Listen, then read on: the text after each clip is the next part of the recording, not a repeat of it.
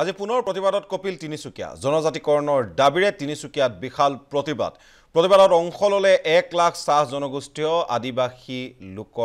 আদিবাসী লোকে আমি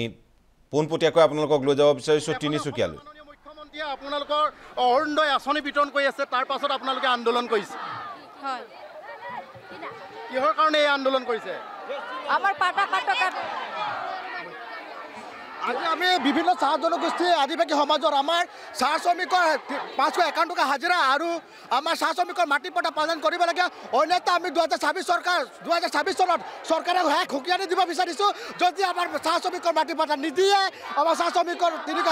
551 হাজাৰ নিদিয়ে তেনেহ'লে আমি চাকে হত্যা দিব বিচাৰিছোঁ হয় এয়া হ'ল তিনিচুকীয়াৰ পৰিৱেশ তিনিচুকীয়াত এতিয়া হাজাৰ হাজাৰ লাখ লাখ জনতা একেমুখে থিয়ৰিছে জাতীয় মহাসভা জিন্দাবাদ উই ওৱান এছটি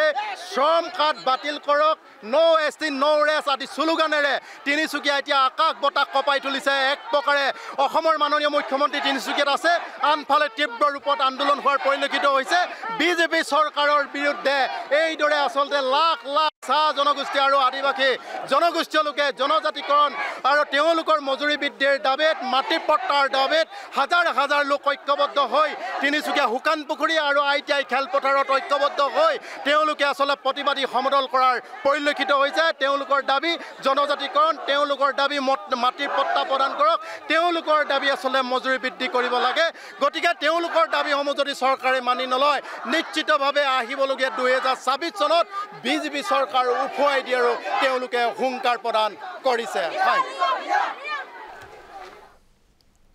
আৰু এনেদৰেই জনজাতিকৰণৰ দাবীত ৰাজপথলৈ ওলাই আহিল আদিবাসী তথা চাহ জনগোষ্ঠীয় লোকসকল প্ৰায় 1 লাখ লোকে প্ৰতিবাদ সাব্যস্ত কৰিলে তিনিচুকীয়াৰ থানা চাৰিআলিত আৰু এফালে মুখ্যমন্ত্ৰী ডক্টৰ হিমন্ত বিশ্ব শৰ্মা উপস্থিত আছে তিনিচুকীয়াত আৰু তাৰ সমান্তৰালভাৱে কিন্তু তিনিচুকীয়াত এতিয়া জনজাতিকৰণৰ দাবীৰে সাব্যস্ত হৈছে প্ৰতিবাদ মৰাণ মটক টাই আহোমৰ পাছত এইবাৰ চাহ জনগোষ্ঠীয় লোকসকল ওলাই আহিছে ৰাজপথলৈ